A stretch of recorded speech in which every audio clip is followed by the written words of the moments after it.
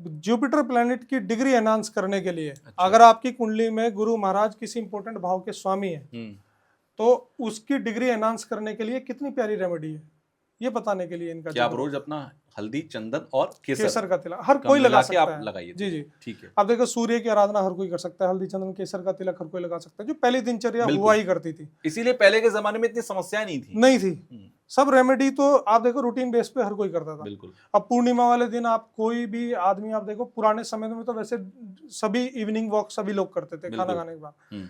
अब पूर्णिमा वाला दिन इतना इंपॉर्टेंट था, सब लोग मेडिटेशन किया करते थे पुराने। आप कितनी पुरानी स्टोरी देखोगे कि वो मेडिटेशन करते हुए, क्योंकि आप पूर्णिमा है, पूर्णिमा वाले दिन जल तत्व के ऊपर चंद्रमा का इतना बड़ा इंपैक्ट होता है, समुद्र में ज्वार भाट आ जाते हैं। अपनी बॉडी में तो 70-75% पानी है, बिल्कुल है ना। तो ये बेस्ट दिन है जब हम अपने अंदर चंद्रमा का एलिमेंट बढ़ा सकते हैं।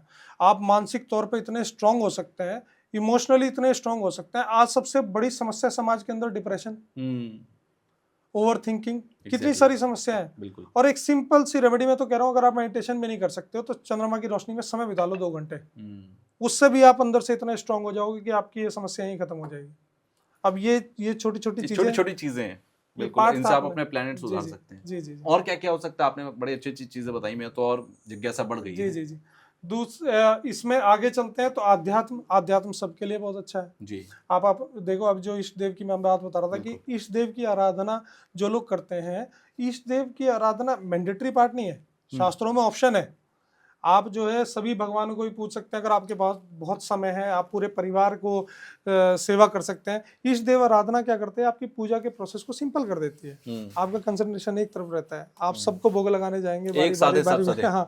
हाँ, तो उसमें समय लग जाता है सबको, और उस सबसे भाव पर डेवलप करने में समय लग जाएगा। तो अध्यात्म आप अपने इष्ट देव की पूजा कीजिए, सबके लिए बहुत अच्छी है। आपको जो रूप अट्रैक्ट करता है उसको इष्ट देव बना लीजिए। लोग बोलते हैं ना, एस्ट्रोलॉजी में आपको बहुत लोग मिलेंगे बोलते हुए कि इष्ट देव वही होना चाहिए जो आपकी कुंडली के हिसाब से इष्ट देव है।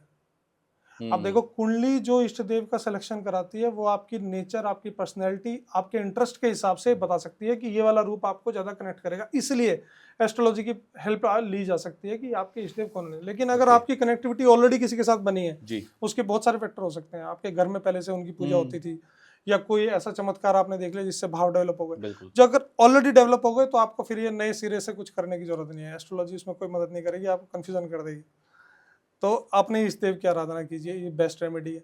दान दक्षिणा कीजिए। अब देखो, दान दक्षिणा जब हम किसी चीज की करते हैं, जो चीज हाथ में आती है वो उठा के दान कर देते हैं, तो क्या होता है, कई बार जैसे मारक भाव की दशा चल रही है, मार्केश की दशा चल रही है, तो मारक से संबंधित जो बेस्ट रेमेडी होती है वो दान दक्षिणा की होती है। अब जब मार्केश का पीरियड होता है उस समय दान दक्षिणा करनी चाहिए, शास्त्र बोलते हैं। अब जब आप रेगुलर रूटीन में ही, आपकी नेचर में ही है दान दक्षिणा करना, तो उससे संबंधित दान भी आपसे हो जाएगा। रोजाना किसी न किसी को कुछ ना कुछ जरूरतमंद को जरूरत अपनी एफोर्डेबिलिटी के हिसाब से, अपने घर वालों को कमी करके अपनी रिस्पॉन्सिबिलिटी को, मतलब ऐसा नहीं कि सोना दान करना है तो आप सोना खरीद के दान करके आ रहे हैं। जी जी जी, अपनी एफोर्डेबिलिटी के हिसाब से। ठीक है जी जी।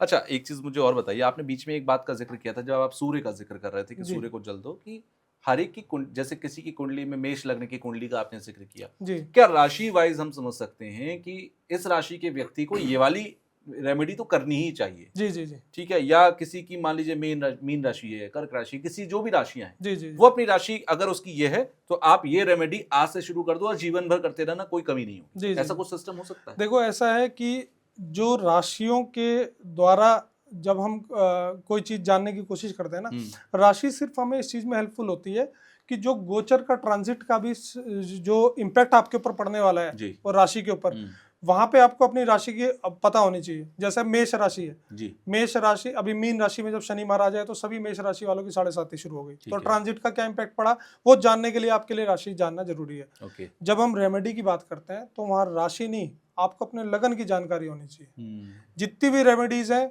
वो लगन बेस होती हैं। जैसे इवन रतन शास्त्र में भी इस चीज का आपको जिक्र मिलेगा। जब हम रतन धारण करते हैं तो उसके लिए अपने को बड़ा केयरफुल होना पड़ता है। अब जैसे मान लो किसी की मेष राशि है, लग्नेश हो गए मंगल, और उनके भागेश हो गए, राशि के हिसाब से देखें तो उनके भागेश गुरु महाराज हो गए, उन्होंने गुरु का रतन धारण कर लिया। लेकिन लगन कुंडली के हिसाब से अगर मिथुन लगन या कन्या लगन होगा तो उसमें गुरु मार्केश हो जाते हैं, और प्रबल मार्केश, आपने पुखराज धारण किया तुरंत बीमार पड़ जाओगे और हेल्थ इश्यूज आ जाएंगे, लॉन्ग टर्म बड़ी समस्या हो जाएंगी, समझ रहे हैं। तो इसलिए लगन के हिसाब से रेमेडी की जाती है। ऐसे ही जैसे सबके लिए जो आपका क्वेश्चन है अब उस पर जी। आते हैं।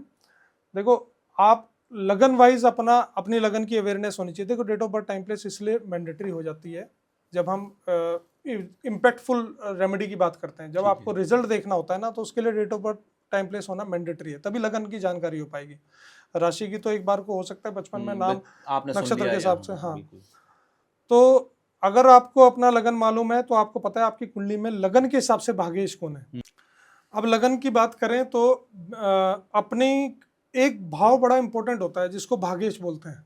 वैसे तो कुंडली का जो रूलर होता है, जो पूरी कुंडली को रूल करता है, वो जी। होता है लग्नेश। अच्छा। आपकी हेल्थ, आपकी पर्सनैलिटी में क्या ऑरा है आपका, वो सब लग्नेश पर डिपेंड करता है, लग्नेश कितना बलवान है। ठीक है। तो कुंडली का रूलर तो हो गया लग्नेश। ठीक है। लेकिन एक भाव ऐसा है जो हर भाव पे इम्पैक्ट डालता है, आपकी प्रॉस्पेरिटी पे, हेल्थ पे, आपके फाइनेंसिस पे, वो हो गया भाग्येश। अगर अच्छा। आपका भाग्य स्ट्रांग है तो ऑब्वियसली आपको सब कुछ मिलता है।